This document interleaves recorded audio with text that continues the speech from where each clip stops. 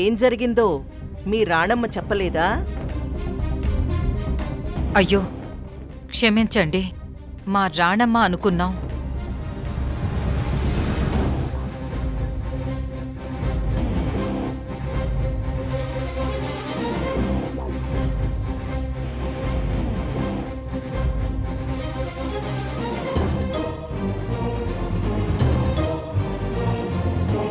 మీరు అన్నయ్య, ఎంతసేపైంది మీరొచ్చి?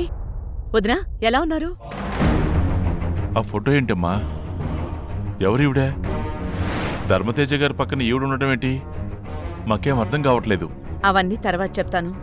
ప్రియ లోపల గదిలో ఉంది, మీరు వెళ్ళండి. వెళ్ళండి. ఆగు రాణమ్మా, ఆగు. చెప్పు.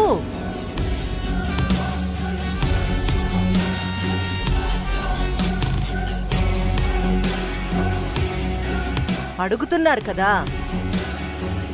నేనెవరో, ఆ ఫోటోలో తేజ పక్కన నేనెందుకున్నానో చెప్పొచ్చు కదా.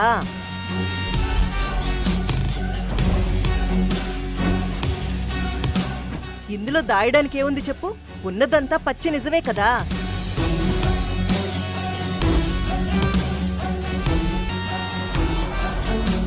అమ్మా, నాన్నా, ఎప్పుడొచ్చారు నాన్నా? ఇప్పుడేనమ్మా. ఏంటి ప్రియా, అసలు అత్తగారింట్లో ఏం జరుగుతుందో మీ అమ్మా నాన్నకి చెప్పలేదా? లేదంటే నిజం తెలిసే మీ అత్తయ్యలాగే మీ అమ్మా నాన్న ఏమీ తెలియనట్టు నటించేస్తున్నారా?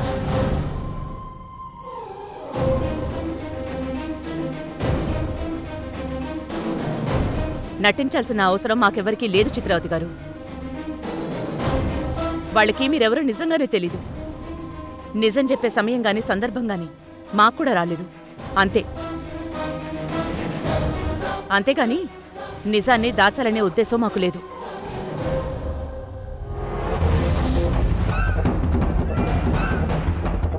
అనయ్య, వదినా, ఈవిడ చిత్రావతి గారు, ధర్మతేజ గారి భార్య.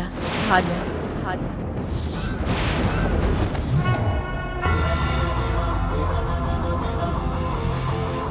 కృష్ణ, కార్తీక, కావేరిలను కన్న తల్లి.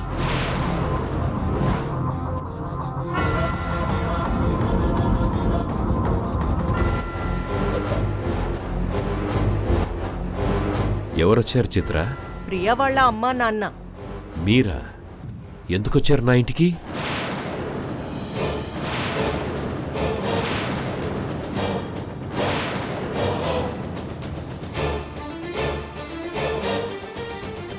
అలా మాట్లాడతారండి ధర్మతేజ గారు. కూతుర్నిచ్చిన ఇంటికి, మా ఇంటి ఆడబిడ్డ ఇంటికి ఎవరన్నా ఎందుకు వస్తారు?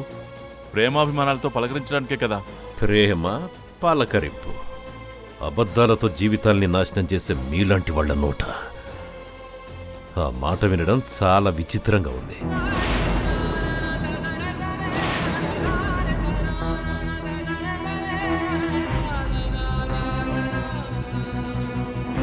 నా భార్యగా నటించి నీ కూతుర్ని ఇంటికి కోడలిగా చేసి మమ్మల్ని ఎంతో మోసం చేసింది ఈ రాణమ్మ.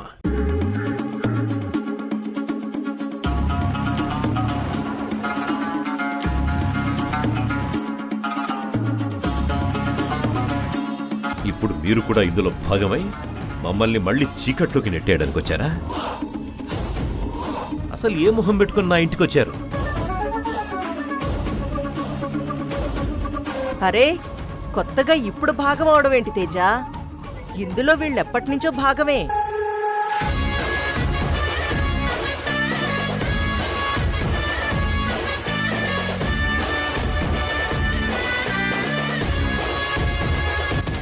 వీళ్ళందరూ ఆస్తి కోసం అందరూ కలిసి వేసిన పెద్ద ప్లాన్.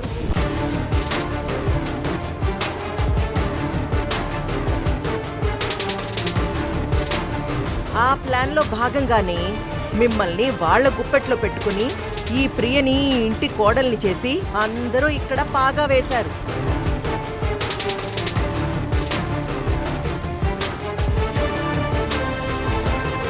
రాణమ్మా, ఏం మాట్లాడుతున్నారు వీళ్ళు? ధర్మతేజ గారు, మీరు కూడానా? అనయ్య, ధర్మతేజ్ గారికి గతం ఏమీ గుర్తులేదు.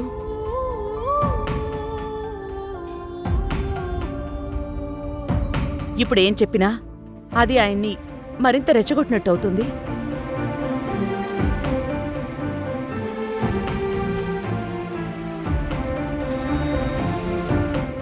మీరింకేం మాట్లాడకండి. సమాధానం చెప్పి పరిస్థితిని మార్చలేము.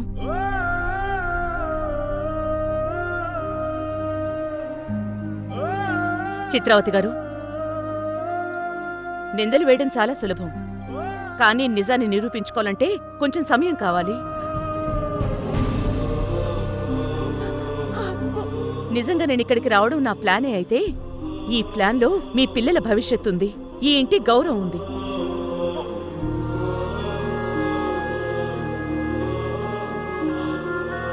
మా వల్ల ఈ ఇంట్లో వాళ్ళకి ఏ చిన్న మచ్చ కూడా రాలేదు.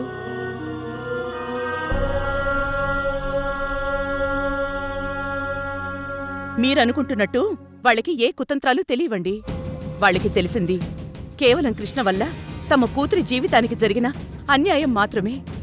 ఆ అన్యాయానికి ఈ ఇంట్లోనే న్యాయం దొరుకుతుందని ఈ ఇంటికి కోడల్ని చేశారే తప్ప ఈ ఆస్తుల కోసమో అధికారాల కోసమో కాదండి. ఇప్పుడు కూడా వీళ్ళొచ్చింది కేవలం ప్రియం చూడ్డానికే గాని ఏదో ఆశించి కాదు.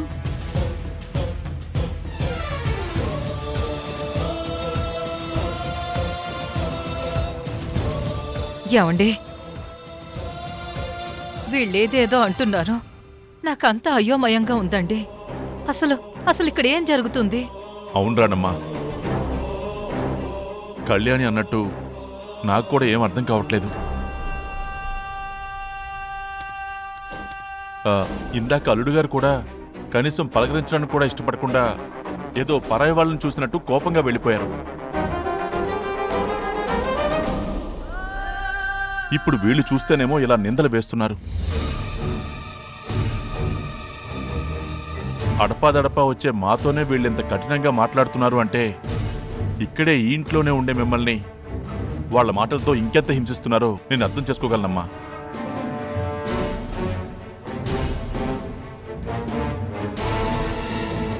వద్దు రానమ్మా, ఇంకొక క్షణం కూడా మీరు ఈ నరకంలో ఉండొద్దు. మాతో పాటు వచ్చేయండి అమ్మా. చూడండి, రాణమ్మ రావాలన్నా మేం పంపించాలి కదండి.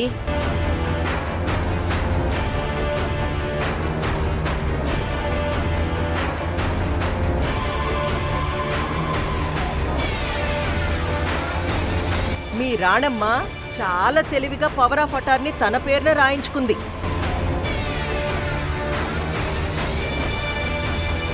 అది తిరిగి మా పేరున రాసిచ్చే వరకు ఆవిడ మాత్రం ఈ గడప దాటడానికి వీల్లేదు. అప్పటిదాకా ఈ మేడం మాకు బందీ.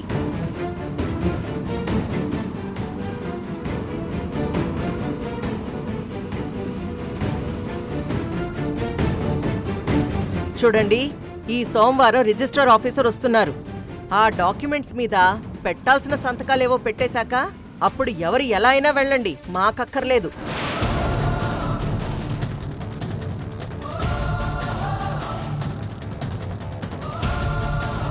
మీ రిజిస్టర్ని ఇప్పుడే పిలిపించినా నాకేం ప్రాబ్లం లేదు. కానీ మీరే అన్నారు వాళ్ళు సోమవారం వరకు రారు అని. అయినా నేను ఇదివరకే చెప్పాను, మళ్ళీ చెప్తున్నాను, ఈ ఆస్తి మీద నాకు ఎప్పుడూ ఆశ లేదు. నాకున్నదల్లా ఈ కుటుంబం మీద ప్రేమ, మీరు బావుండాలనే తపన, అంతే.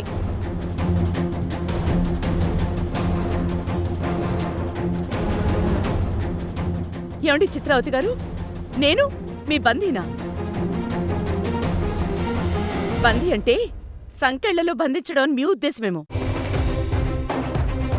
కానీ నా దృష్టిలో బందీ అంటే బాధ్యత ఉన్నవాళ్ళు. అవును, నేను బందీనే, కానీ మీరనుకుంటున్న బందీని కాను. నా పిల్లల ప్రేమకి నేనెప్పటికీ బందీనే.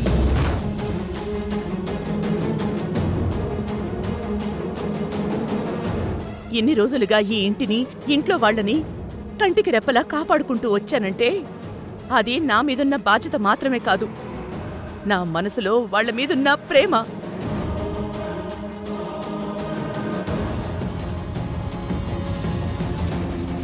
అనయ్య, చిత్రావతి గారన్నట్టు ఈ ఇంటికి నేను తిరిగి ఇవ్వాల్సిన బాకీ ఒకటి ఉంది. ఆ డాక్యుమెంట్స్ మీద సంతకాలు అయిపోయాక నేనొచ్చేస్తాను. ఇప్పుడు మీరు బయలుదేరండి. నువ్వొస్తావు సరే రాణమ్మా, మరి ప్రియ జీవితం, ఇప్పుడు తన భవిష్యత్ ఏంటి?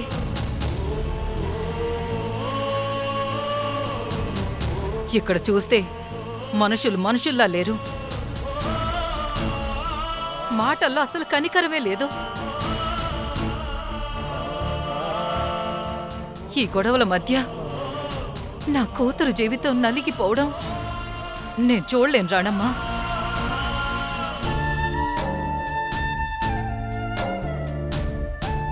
అవును రాణమ్మా, ప్రియని కూడా మాతో పాటు తీసుకెళ్ళిపోతాం. ప్రియనేం అడక్కండి. ప్రియ మీతో రాకూడదు, రాదు కూడా. ఎందుకంటే తనే ఈ ఇంటి కేవలం చుట్టపు చూపుగా వచ్చిన అమ్మాయి కాదు. ఈ ఇంట్లో పరిస్థితులు ఎలా ఉన్నా, భవిష్యత్తు ఎలా మారినా ఎవరవునన్నా కాదన్నా ప్రియా ఈ ఇంటి కోడలు, ప్రియా ఈ ఇంటి కోడలు, ప్రియా ఈ ఇంటి కోడలు.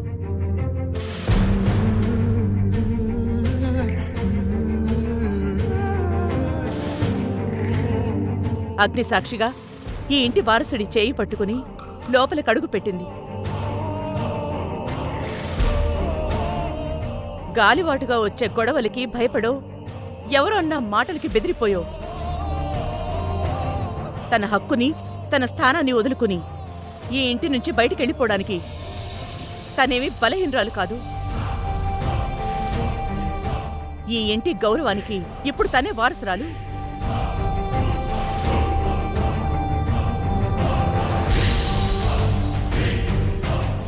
అది కాదమ్మా. అత్తయ్య చెప్పింది నిజం నాన్న. నేను ఈ ఇంటి కోడల్ని.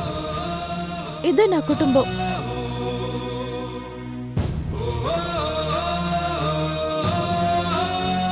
ఏదైనా కష్టం వస్తే భార్యాభర్తలిద్దరూ కలిసే ఉండాలి నాన్న. ఇలా భర్తను వదిలి దూరంగా వెళ్ళిపోకూడదు నాన్న.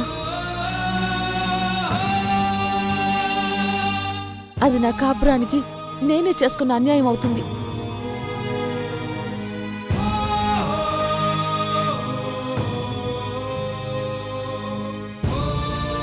ఈ ఇంట్లో ప్రస్తుతానికి కొన్ని గొడవలైనా ఉండొచ్చు, మనుషుల మధ్య మనస్పర్ధలు కూడా ఉండొచ్చు.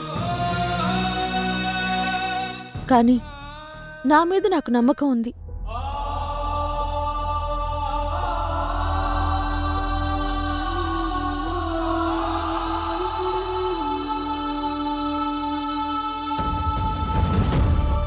అత్తయ్య నేర్పించిన ధైర్యం, నా నిజాయితీ, ఈ రెండూ నాకు తోడున్నంత వరకు నా కాపురానికి ఏ ఇబ్బంది రాదు.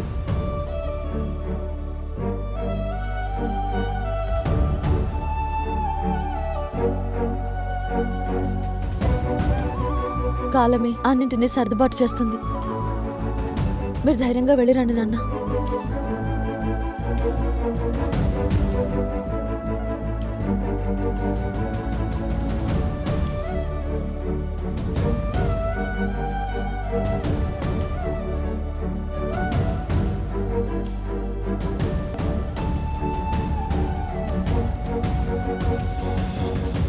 తీసుకోమ్మా, మేం వెళ్ళొస్తాం రాణమ్మా. జాగ్రత్తమ్మా.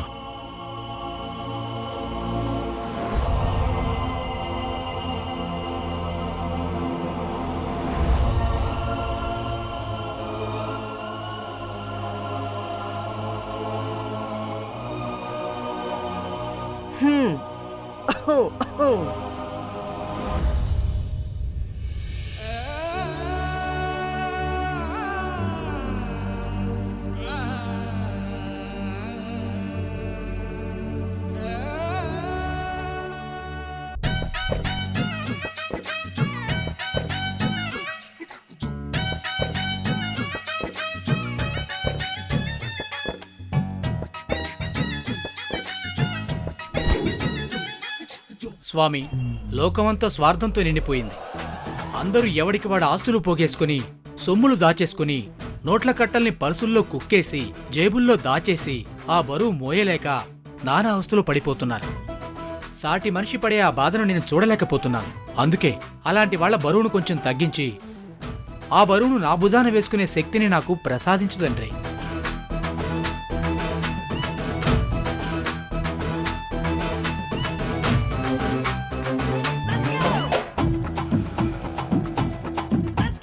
వీడెవడో ఐటీ ఎంప్లాయీలా ఉన్నాడు. పాపం ఆ బరువు మోయలాకి ఎంతలా ఆయాసపడిపోతున్నాడో. ఇప్పటికిప్పుడు వాడి కష్టం తీర్చడం నా కనీస ధర్మం.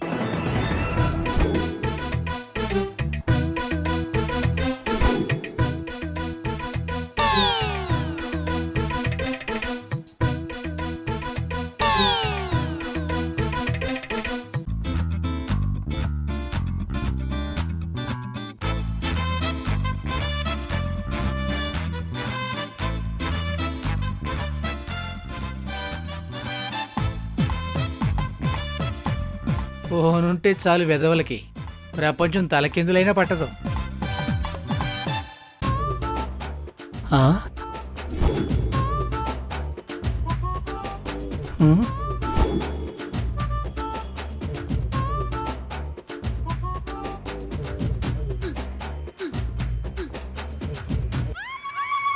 ఛీ, నా బతుకు చెడ. పరుసు చూస్తే ఏనుగు అంబారీలా ఉంది, లోపల చూస్తే ఏలుక తోకంత చిల్లర కూడా లేదు. ₹1. డిగ్రీలు చదివి ఏసీల్లో కూర్చొని నాలాంటి కళాకారుడికిచ్చే రెస్పెక్ట్ ఇదే? ఛ!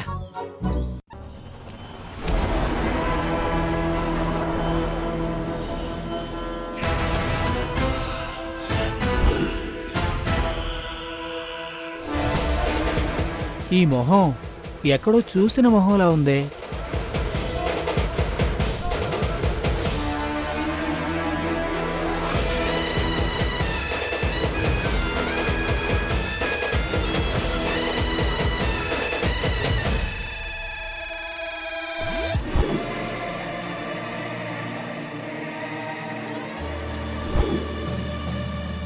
ఈ అమ్మాయే కదా ఆ రోజు వాడిని పొదల్లోకి తీసుకెళ్ళింది.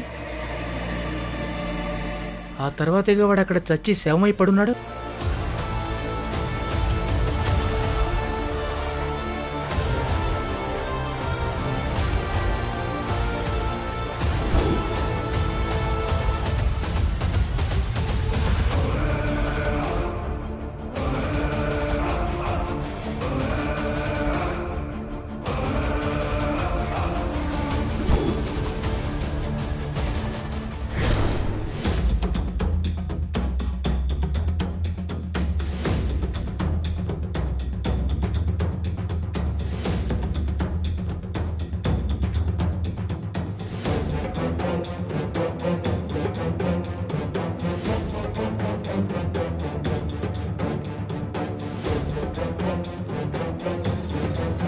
ఏంటమ్మా కావేరి, మొత్తం షాపింగ్ మాల్నే ఇంటికి తీసుకొచ్చేసినట్టున్నావు. ఇప్పుడు ఈ హడావిడి అంతా రేపు మన ఇంట్లో జరగబోయే స్పెషల్ ఈవెంట్ కోసం మమ్మీ. ఈవెంటా? ఏ ఈవెంట్? నాకేం చెప్పలేదే. తెలియనట్టు యాక్ట్ చేయకండి మమ్మీ. నాకు తెలుసు రేపటికి మీరు ఏదో ఒక సర్ప్రైజ్ ప్లాన్ చేసుంటారని. నువ్వు నిజంగా దేని గురించి మాట్లాడుతున్నావో నాకు తెలియట్లేదు కావేరి. తెలియకపోవడం ఏంటమ్మా, ఎంత ఇంపార్టెంట్ డే రేపు, మీకు గుర్తులేదా?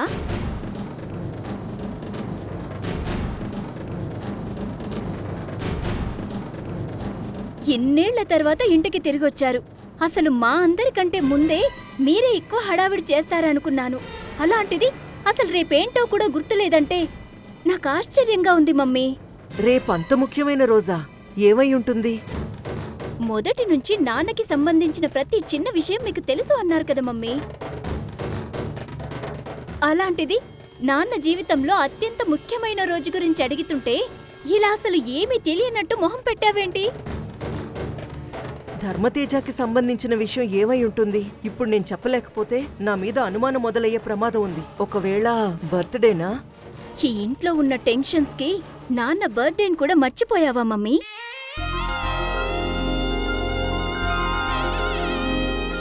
ఎన్ని టెన్షన్స్ ఉన్నా మీ నాన్న పుట్టినరోజుని నేను మర్చిపోతానా కావేరి? మీ నాన్న బర్త్డే కాకుండా ఇంకేమైనా స్పెషల్ ఉందా అని ఆలోచిస్తున్నాను అంతే. నాన్న బర్త్డేనే కదా మమ్మీ మనకి స్పెషల్. ఇంకేమి స్పెషల్ ఉంటుంది? ఆయన బర్త్డే కన్నా ఇంకేం స్పెషల్ ఉంటుంది? మనందరం ఇన్నేళ్ల తర్వాత మీ నాన్నకి మనమంతా కలిసి జరుపుతున్న మొదటి పుట్టినరోజు కదా. అందుకే ఈసారి వేరే లెవెల్లో ప్లాన్ చేశాను. మీకెవ్వరికీ తెలియకుండా నేనే పర్సనల్గా కొన్ని అరేంజ్మెంట్స్ చేయిస్తున్నాను. నిజంగానా మమ్మీ? ఏం ప్లాన్ చేశావు? అది సర్ప్రైజ్. ఇప్పుడే చెప్పేస్తే కిక్ ఉండదు కదా, రేపు నీకే తెలుస్తుంది. చాలా ఎక్సైటింగ్ గా ఉంది మమ్మీ. సరే, నువ్వు లోపలికెళ్ళు.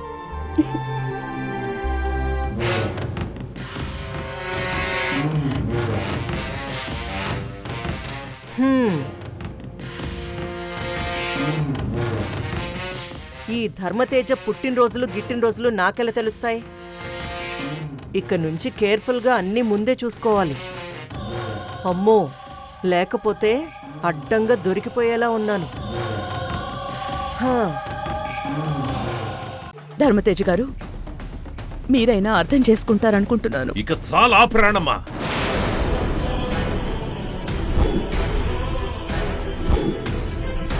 నువ్వు ఈ ఇంటి మేలు కోరి మా క్షేమం కోరి చేసింది చాలు.